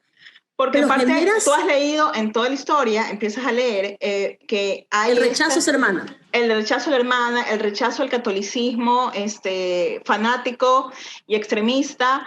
Entonces, si por ahí se está vendiendo ese rechazo, ¿quién va a ser por ahí Carmen. El villano? Por ahí va. Ya, sin querer ponerlo como villano 100%, pero por ahí va. En todo caso, a mí también me fascinó el personaje de Lía. Y me hubiera encantado que en algún momento, al final de la historia, vuelva a empatar a Lía y cierre la novela. Pero eso no ocurre. Lía la perdimos. Para mí, te voy a ser súper honesta, o sea, yo cuando leí la parte de Julián, que me parece que es sorry por la palabra que es el manganzón más manganzón de la historia de los manganzones, yo lo hubiera omitido. Sí. Yo lo hubiera omitido por completo, porque Lía era la voz de la brutalidad. Yo quiero narrar mi experiencia con esa brutalidad, entonces ahora todos ustedes me escuchan, pero no. Sí. ¿Y cuál fue otra contra que le vi? muchísima intertextualidad que ya no la conectaba. Hay bastante. Sí, hay bastante. Freud, toda la teología, Sí. aprendí bastante. Yo sí, ok. Sí. Toda la teología que utilizaba Carmen. Es que habla de Freud por la religión como delirio colectivo. Claro. Exacto. Y al principio, hablando de teatralidad, que no nos podemos olvidar, es que al principio de cada capítulo y cada personaje lo identifica con una frase de un escritor, ¿no? O sea, cada personaje característico lo encierra, lo sintetiza con una frase de un autor. Ya desde ahí tú ves la intertextualidad. Pero sí, esa parte de Freud también... o sea, sentí que habían cosas muy forzadas, porque, por ejemplo, la relación de Mateo con su abuelo, que ya vamos a ver cuál es el punto del abuelo, porque para mí era otro personaje riquísimo, el papá de Lía. Sí. El abuelo pero también divino. Sí. Divino, pero el punto es que la intertextualidad con Carmen, que todo lo justificaba con en Efesios, y yo, ya, o sea, ya, en Corintios, y yo, por favor. Pero ¿sabes qué? Con el personaje de Carmen me transmitió esa locura colectiva de cómo la iglesia te puede llegar a absorber. Y personajes maravillosos, y que sí odias. O sea, y que sí se da, porque el fanatismo religioso se da en cualquier religión. O sea, hablemos de la musulmana, pero hablemos de la evangélica, pero hablemos de la católica, en cualquier religión. Aquí en este caso sale a relucir el fanatismo de la religión católica y qué tan recalcitrante puede ser y qué tan equivocadas pueden ser las decisiones de algunas personas que toman como base su fanatismo, o sea, ¿hasta qué punto? Entonces, y todos lo justifican por medio de su fanatismo. Entonces, sí, definitivamente. María Mercedes, perdón, que cuando tú decías al comienzo, y es que ya me tenía cansada con tanto de la religión y de la religión, es que para mí era importante o sea, Piñeiro quería demostrar este fanatismo religioso que definitivamente lo hace bien y darle con Carmen, con los Efesios y dándole, porque recuerden que un personaje que yo no lo llamaría secundario, lo llamaría como coprotagonista también prácticamente dicho, Julián, y Julián era seminarista. Por supuesto, aquí viene la crítica de cómo Piñeiro está haciendo, que sí es importante, porque sabes que duele ver en el mundo cómo se está llevando la religión que no te afecte tu zona de confort. Exacto. O sea, no, yo voy a misa, pero es el día que no tenga nada que hacer. Si viene la manicurista, ya no voy a ir a... Pero Leto, se te ha ido el video. No, creo que has quitado la cámara por error. Déjame ver, sí. Yo creo que la emoción me hace mover hasta los botones. Ya, sí, me di cuenta que estaba como estatua, así. No, de esto que hay, insisto, con la palabra, la intención del autor. Es una intención del autor. ¿Para qué? Para que nos dé esa rabia, lo hipócrita. Eso te faltaba, Paquita, que tú lo querías insultar de todas las maneras. Te faltó hipócrita. Porque es un hipócrita. Y todo es lo peor. Es que estoy haciendo esto en nombre de Dios. En nombre de Dios está matando, en nombre de Dios estaba violando. O sea, es que el tema, los unos a los otros. El tema de la hipocresía, a eso es lo que voy. El tema de la hipocresía de la iglesia lo menciona en toda la obra, ¿ya? Está en toda la obra, pero para mí llegó un momento en que, o sea, de hecho, es el tema de la hipocresía de la iglesia, cómo hace que unos sean ateos, ¿no? Básicamente, ¿ya? Entonces, y está muy bien, o sea, es válido que ella lo exponga, pero a mí sí llegó un momento en que dije, te cansó. Ya, o sea, claro, ya, háblame otra cosa, explora además las catedrales quedaron cojas, creo que en el... Bueno, se hablaron de las catedrales. Hablaron de las catedrales, pero me hubiera gustado que se hable durante toda la historia de las catedrales. Exacto. Yo te regalo la enciclopedia de las catedrales. Pero, por ejemplo, ¿qué espacio tan bonito el Camino de Santiago? Sí. que tú dices... Sí, cuando lo o hace sea, el sobrino. Sí. Es bomba. Sí. Es bomba. Y es más, me acuerdo tanto, mi esposo está obsesionado con la idea de irse al Camino de Santiago dentro de 2 años. Entonces yo le digo, Caminarlo. le conté, sí, caminarlo. Y yo, es más, le comencé a leer la historia como juglar. Como juglar. Mira, así, cual juglar le leía la historia y él fascinado. Pero ya cuando dejé de leérsela, porque ya comencé a sentir que había aquí o sea, ya tú sientes que esa idea de las catedrales, del Camino de Santiago, el misterio del espacio, ¿por qué es tan importante? Se empieza a perder con Carmen. ¿Sabes que si hubiera sido un diálogo y entenderlo de esa manera, la visión del crimen por parte de los 2 personajes y quitando al resto, habría sido bomba? Sí. Pero cuando yo leí a Julián, o sea, aparte de quererlo matar, estampar contra la pared, me di cuenta que de alguna otra manera la autora quiso reflejar que el hombre es hombre. Sí. O sea, lo naturalizó como una bestia sexual. Sí. Porque Julián no dejaba de pensar en sexo. O sea, para mí, el tipo nunca dejó de pensar en sexo. Y las mujeres como monedas de cambio. Las mujeres como monedas de cambio, lo cual es real. Exacto. O sea, es total. No es que nos está presentando algo de, ay, qué horror, ¿cómo puede exponer ese tema? No, o sea, es real, ¿ya? Las mujeres como moneda de cambio, los hombres así, o sea, sí, es real. Y antes, sigue, Paquita, que después les leo una frase que... No. Ah, ya. Yo separé unas frases que las tengo aquí en mi computadora, que me encantaron del libro. Por ejemplo, la verdad que se nos niega duele hasta el último día. Dice también otra frase, dice, hay lugares donde es más difícil sobrevivir, en un desierto, en una isla inhabitada, en el pico de una montaña, en Marte, en un país en guerra, en la selva, en mi familia. También otra frase interesante es cuando dice, no poder callar la cicatriz. Porque efectivamente hay cicatrices que no se pueden callar, ¿no? Y la otra que dice, el pasado en silencio, el presente en olvido, el futuro en vacío. ¡Qué belleza! O sea, por eso es que yo la seguía leyendo, o sea, por eso seguí leyendo la historia. Y pero, es Lía, todo el tiempo es Lía. Sí, pero aún así...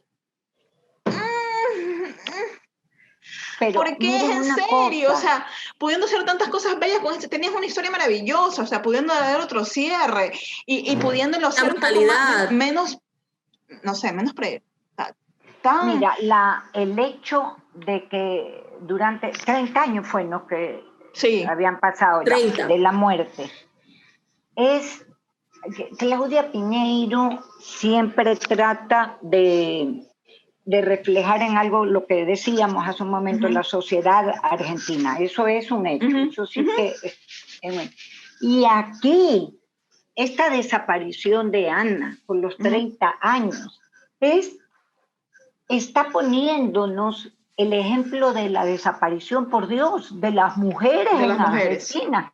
¿Se acuerdan que iban las abuelas y las madres a la Plaza de Mayo a protestar? Entonces, pienso yo, es una hipótesis mía, porque me encanta hurgar, en los libros, que por eso pone 30 años, puedo haber puesto menos, pero para mí 30 años pues son más o menos el tiempo de las mujeres desaparecidas y de los plantones estos en la Plaza de Mayo. En la plaza, las abuelas de la Plaza de Mayo, sí. Es que Lía es la memoria. O sea, si me pones a decir qué representa la hermana, o sea, es la memoria. O sea, es la memoria y es una memoria que se niega la ausencia de esa hermana que ni siquiera sabe. Para mí, Carmen es el olvido. Ya, o sea, se murió así, o sea, deja así, porque cuando ella le dice, te empeñas en buscar un asesino, pero asesino aquí no hay. Ahí yo dije, tú tienes algo que ver aquí. Y lo que sí plantea también esta historia es esto de que esa idea romántica que nos venden a veces de la sangre llama y hay que amarnos a todos porque es que es tu hermano y tienes que amarlo. No necesariamente. O sea, sí, ella es la ruptura de las relaciones familiares. O sea, esa idea romántica de la sangre llama y ama siempre a tu hermano, sí, en una idea general es lo que se logra, pero incluso nosotros lo hemos visto con candidatos, con políticos que no pueden ser más opuestos y o dos polos opuestos antagónicos, y que a más antagónicos, más opuestos, y que no necesariamente haya, que la sangre llama. No, a veces la sangre se queda muda, ¿ya?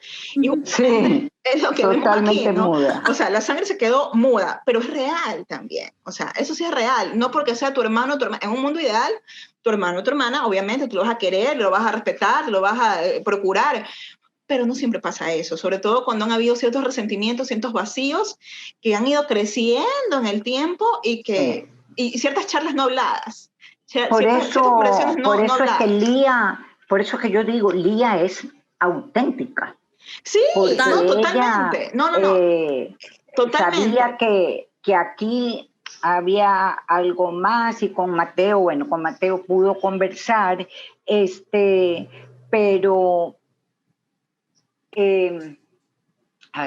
lo que te iba a decir, sí, definitivamente ella para mí es totalmente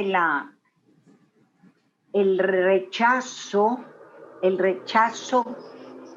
a este fanatismo religioso.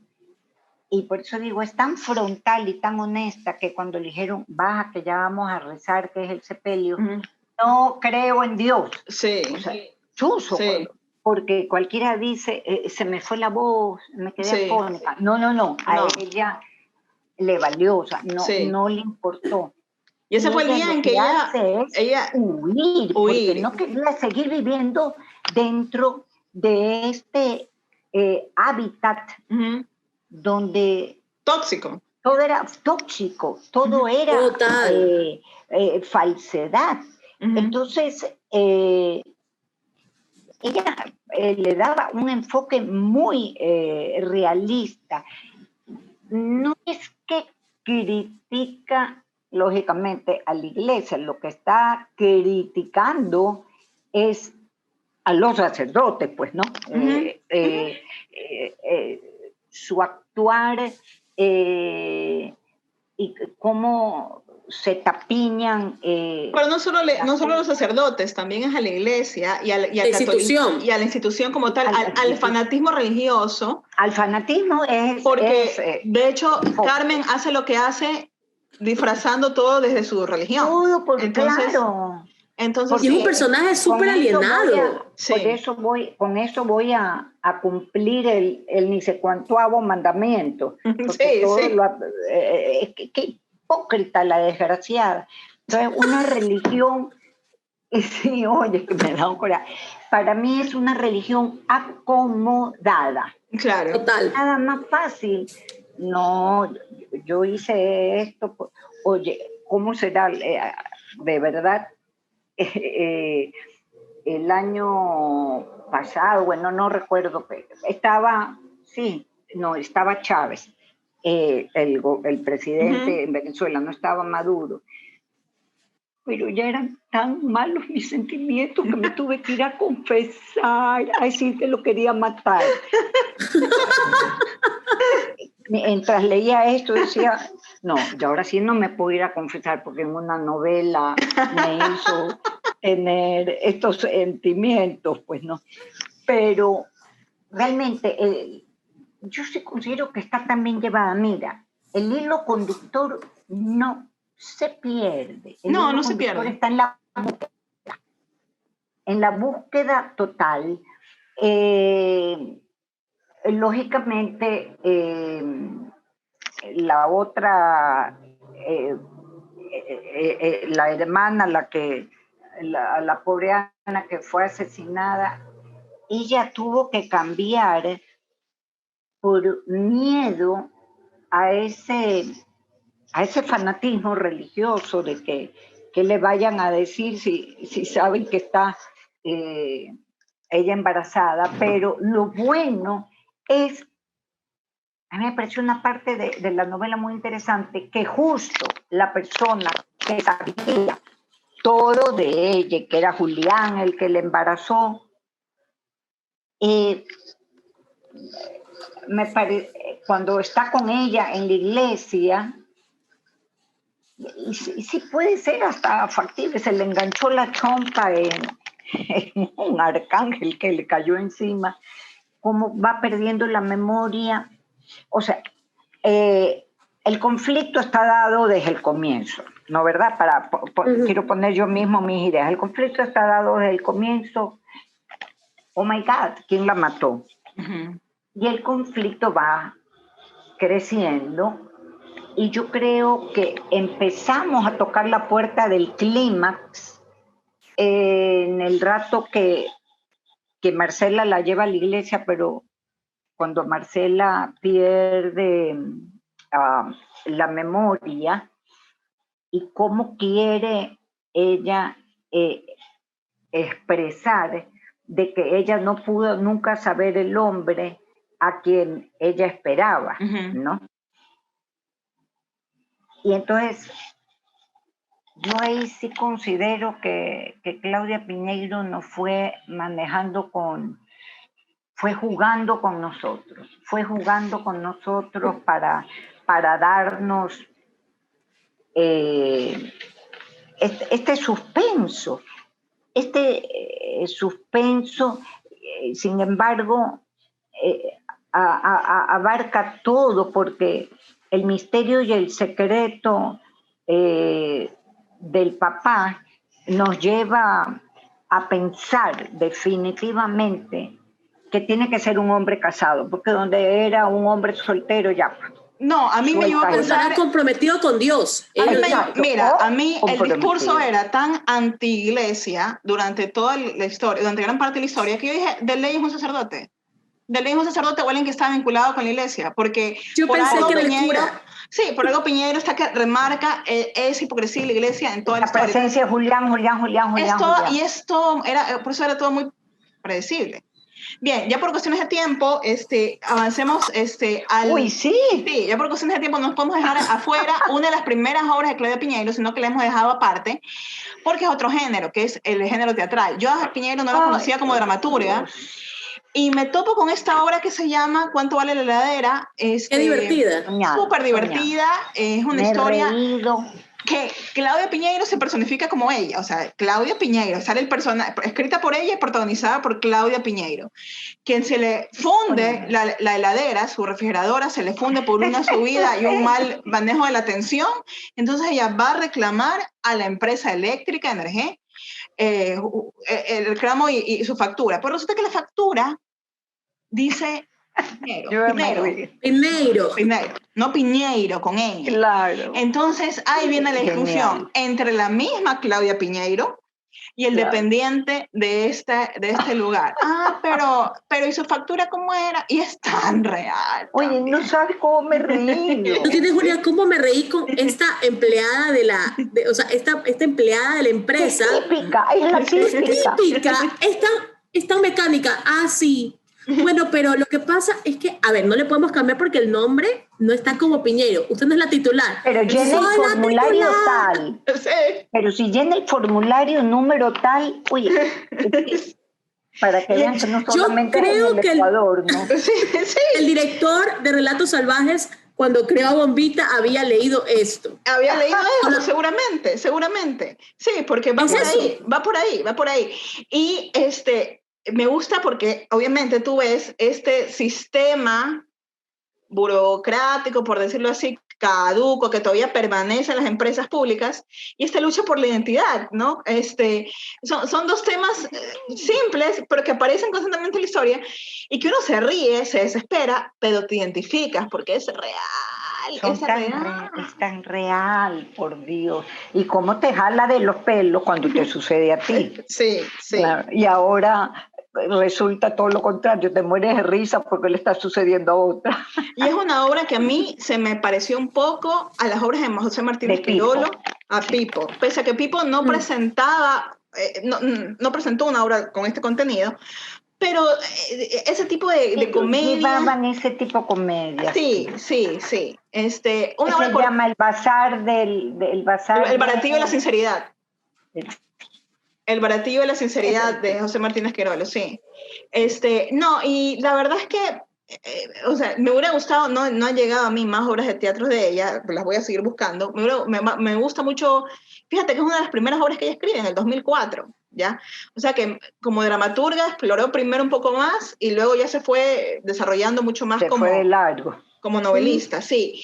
Y no, ahora sé que está ella haciendo una serie para Netflix que se ha suspendido por este asunto de la pandemia y las grabaciones estaban complicadas. No sé si lo vayan a retomar más adelante. Pero ya para cerrar, a mí me gustaría mencionar que cada una diga cuál es su libro favorito de Claudia Piñeiro y por qué. ¿Quién empieza? Yo creo que las tres. Yo creo que las tres vamos a coincidir con el mismo título, pero... Tuya. Sí. ¡Yu!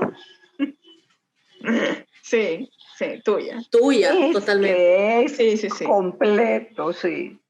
O sea, es que ¿sabes por qué tuya? Porque no es la típica infidelidad que te destroza. No. Es la típica, o sea, es la infidelidad que conlleva otros problemas. O sea, es como una bola de nieve.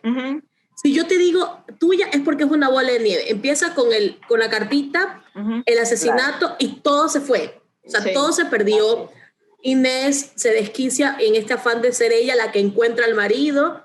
La hija que está a punto de no saber si abortar, no sabe darlo, no sabe hacer nada, o sea, porque es un adolescente. Entonces tienes esta crítica a la clase media argentina.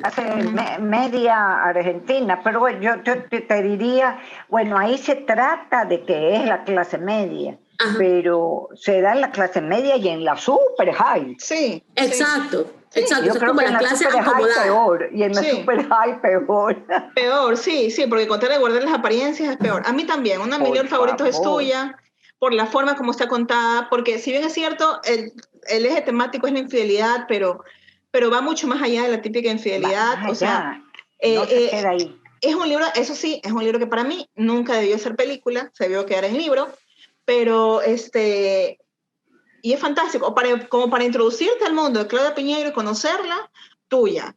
Y en general... Somos un club de lectura. Sí, o sea, y en general...